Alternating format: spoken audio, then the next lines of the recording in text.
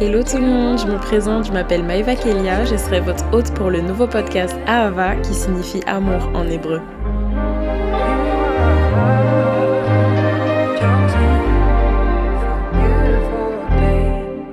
Hello tout le monde, j'espère que vous allez bien. Alors aujourd'hui on se retrouve pour un nouveau format. Ça sera des courts épisodes, 5 à 10 minutes en général. Je vais essayer de pas faire plus long. Et en fait ils seront basés du coup sur des méditations que j'ai du coup avec Dieu. C'est Dieu souvent qui me met à cœur des versets ou des paroles. Et je dois, en général quand je médite dessus, ça peut prendre plusieurs jours, même parfois plusieurs semaines ou plusieurs mois.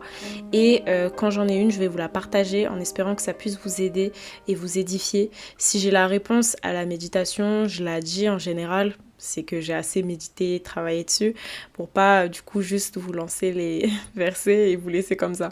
Ces épisodes, je vais essayer de les faire en one shot parce que souvent ce qui prend du temps avant la sortie d'un épisode, c'est le montage et vu que je suis trop perfectionniste, je peux prendre parfois 2 semaines à monter un épisode. Mais là, je vais essayer de travailler sur mon perfectionnisme et vraiment de sortir ça en mode one shot et puis je verrai ce que ça donne. Alors, faut savoir que Dieu, il parle tantôt d'une manière et tantôt d'une autre. Là, il a décidé de me parler du coup en rêve, donc avec un songe, également aussi avec 2 versets. Et le second verset, c'est une amie à moi du coup qui m'a donné le verset et qui m'a du coup éclairé encore plus sur le rêve que j'avais eu.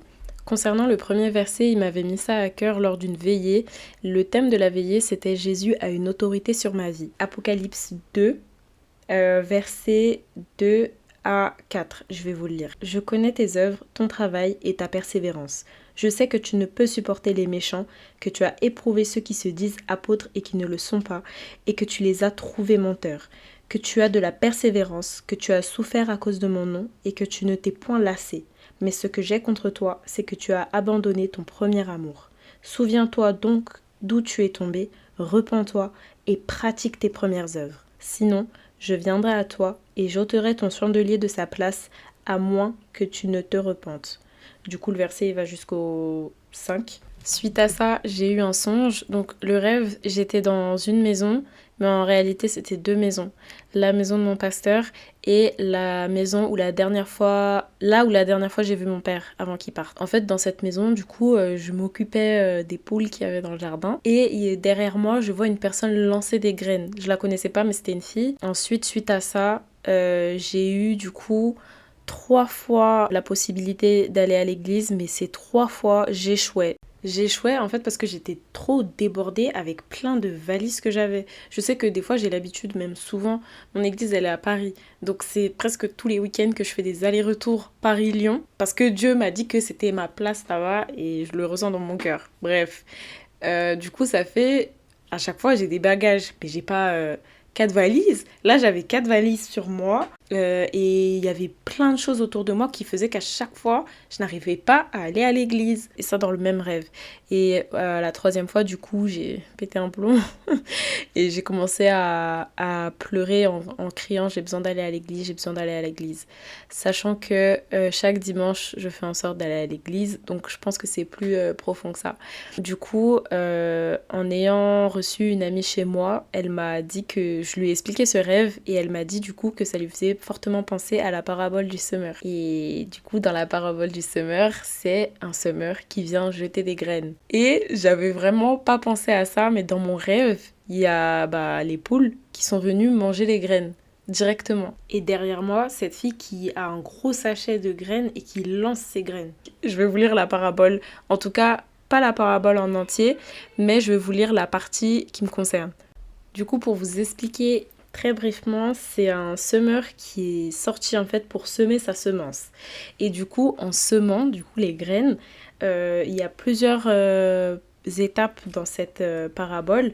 Il y a des graines qui sont tombées le long du chemin et c'est des oiseaux qui l'ont mangé. D'autres qui sont tombées sur le rocher et après elle a séché à cause du soleil. D'autres qui sont tombées au milieu des épines et les épines elles ont empêché du coup ces graines d'éclore. De pousser plutôt, et une autre qui est tombée dans une bonne terre et là qui a produit du fruit, etc., etc.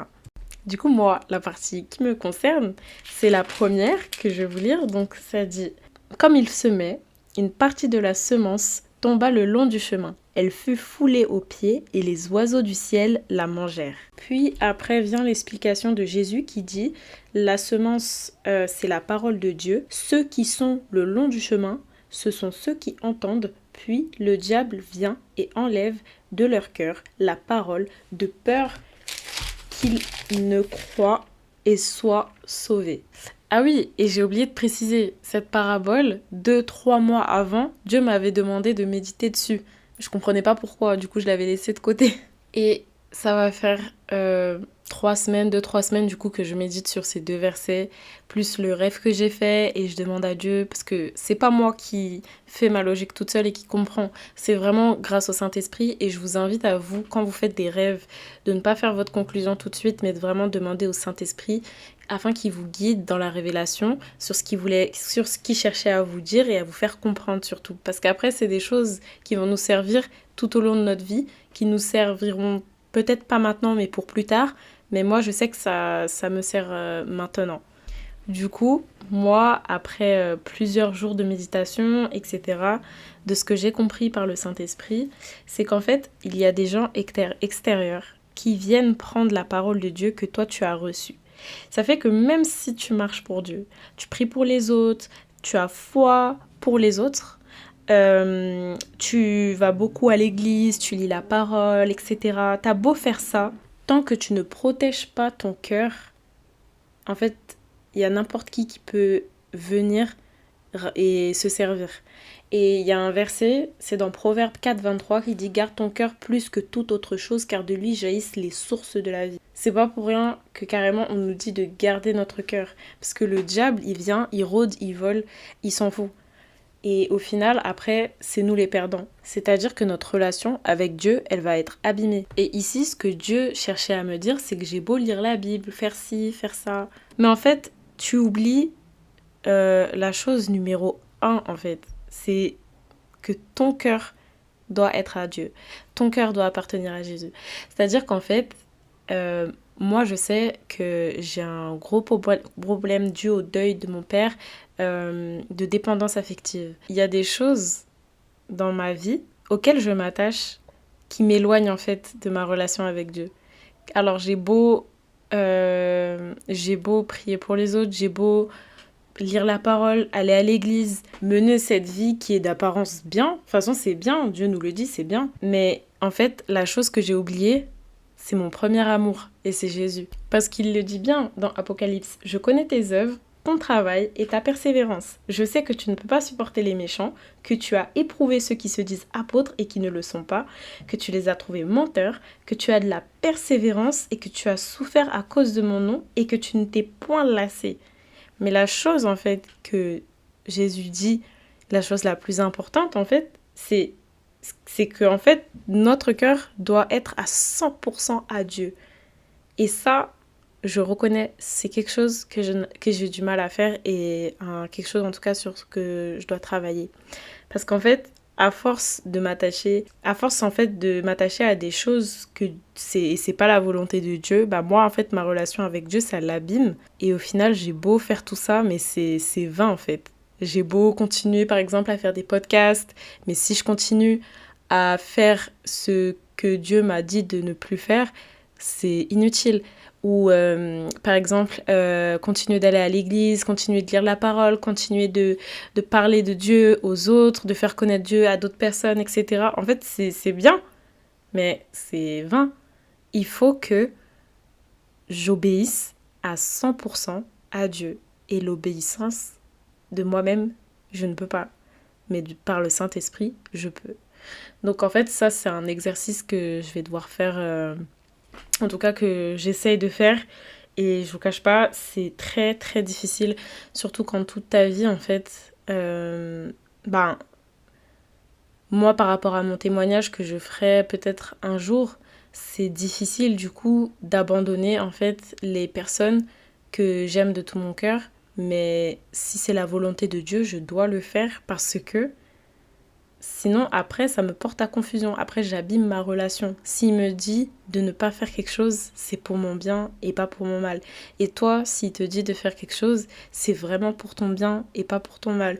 Parce que là, la manière dont j'ai été tiraillée ces derniers temps, c'est parce que justement, j'ai repoussé à demain ce que Dieu m'avait demandé de faire. Et au final, ça m'a beaucoup impacté aujourd'hui. Donc, il y a des conséquences au fait qu'on n'obéisse pas à Dieu, mais il faut toujours qu'on... Parce que là, il le dit, repens-toi et pratique tes premières œuvres. Sinon, je viendrai à toi et j'ôterai ton chandelier de sa place, à moins que tu ne te repentes. Il nous invite à la repentance. Carrément, il nous le dit plusieurs fois. Repentez-vous, demandez pardon, reconnaissez ce que vous avez fait et demandez pardon avec un cœur sincère et ne recommencez plus. C'est vraiment pour que on ne soit pas dans la culpabilité, dans le fait ouais, je serai jamais ci, je serai jamais ça, donc je laisse tomber ma relation avec Dieu. Non, ça c'est vraiment ce que le diable essaye de nous faire croire. Bien sûr que si, un jour on l'aura cette relation avec Dieu, une relation solide, c'est notre roc, c'est notre rocher, mais c'est lui qui nous aide à avoir cette relation avec lui. En fait, il faut vraiment qu'on demande pardon avec un cœur sincère et pas qu'on se lamente sur notre propre sort parce que ça va vraiment pas nous aider.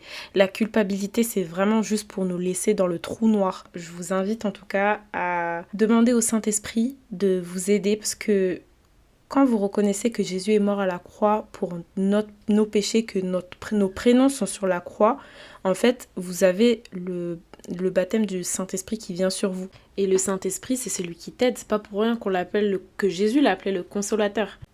En fait, jusqu'à maintenant, je bâtissais toujours un mur entre moi et Dieu. Et je me disais, si je lis la Bible, si je vais à l'église, si je parle de Dieu aux autres, etc., si je fais ces choses, mais en fait, j'agissais comme un robot. Et je me disais, si je fais ces choses, c'est des choses qui plaisent à Dieu, donc c'est bon, moi, c'est carré.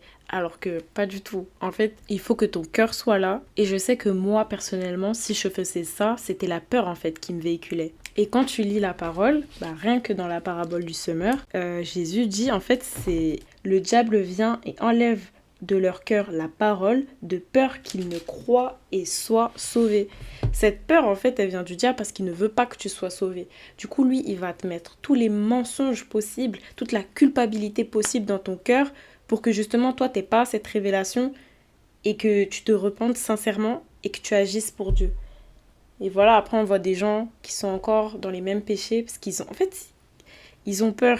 Et en fait, je pense qu'en bâtissant ta relation avec Dieu, une relation solide, la peur, elle part en fait, parce que tu apprends à le connaître, tu vois à quel point il est digne de confiance en fait. C'est pour ça que marcher en Christ comme un robot, ça ne fonctionne pas. Il faut que ton cœur soit ouvert, parce que Dieu, il ne force pas les gens. Il force pas. Si on a le libre arbitre, c'est vraiment, ça doit venir de toi, mais Dieu est là, il te tend la main et il te guide. Bref, en tout cas, c'est un exercice que je fais depuis, et c'est vraiment dans la tête avec le Saint-Esprit. Toi et le Saint-Esprit, mais jamais toi toute seule. Donc, le mieux que tu puisses faire, c'est vraiment d'être en communauté, de t'entourer des personnes, des personnes en Christ qui peuvent t'aider, qui peuvent prier pour toi, te fortifier. Parce que franchement, je remercierai jamais assez Dieu pour les personnes en or que j'ai autour de moi, que ce soit ma famille ou même mes amis qui prient pour moi, qui pensent à moi. Mais c'est vraiment une grâce d'avoir tout ça. Entourez-vous. Continuez à aller à l'église, je vous ai pas dit d'arrêter, mais continuez de le faire, continuez de lire la parole, mais vraiment ayez votre cœur à 100% en Jésus. Que votre premier amour, l'amour de votre vie, ce soit Jésus en numéro 1. En fait, à partir de ce moment-là, vous allez lui obéir, vous allez lui faire confiance naturellement. Et ça, c'est pas quelque chose qui se fait d'un claquement de doigts. C'est quelque chose vraiment qui se fait avec le temps en construisant une bonne relation avec Dieu. Et c'est ce que je suis en train de faire. Et ce que je vous invite à faire aussi. Donc, vraiment, ne laissez pas la culpabilité vous empêcher de prier. Ne laissez pas la culpabilité vous empêcher de lire la parole, ni de louer. Mais continuez de le faire.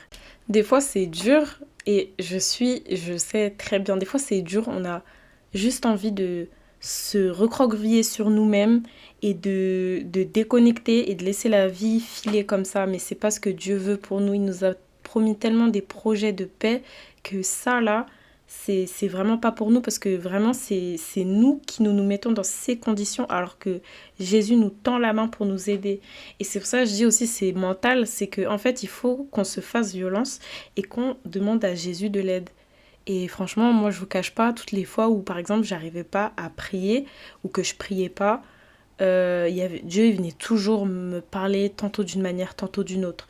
C'était soit des rêves, soit des amis qui venaient me parler, me dire t'es sûr que ça va parce que voilà, je sens que il y a ci, il y a ça. Et à chaque fois ça tapait juste et t'as beau nier, enfin, au bout d'un moment en fait tu peux pas fuir Dieu. Dieu il t'aime tellement que il va faire tout ce qu'il faut pour que tu puisses communiquer, parler avec lui parce qu'il aime ça. C'est ce qu'il veut en fait, une relation. Tu veux pas établir une relation avec quelqu'un qui parle pas. Et du coup, moi dans ma tête, ce que je faisais quand je me recroquevillais, je sais que Dieu, il est à côté. Et encore une fois, on a le libre arbitre, il va jamais nous forcer à parler ou quoi. Mais voilà, quand tu sais que tu as la foi, que tu sais qu'il est là près de toi, il attend que toi, ben, dans ma tête, carrément, je criais au secours Jésus, ou carrément, des fois, je pleurais, je me disais, mais Jésus, j'ai besoin de toi, s'il te plaît, aide-moi à avoir une relation avec toi, aide-moi à parler avec toi, aide-moi à vivre cette vie pour toi, j'ai besoin de toi. Et ben, je vous assure qu'il vous aide. À chaque fois, il vous aide. Il faut juste avoir un cœur ouvert et pas un cœur fermé. Donc voilà, c'était tout pour la méditation d'aujourd'hui. J'espère qu'elle vous aura plu. N'hésitez pas à me faire vos retours sur ce nouveau format. Je vais pas abandonner les épisodes d'1 heure. Si vous pensez que vous allez fuir les épisodes d'1 heure, là, c'est faux. Il y en a beaucoup qui vont sortir là cet été, donc soyez prêts.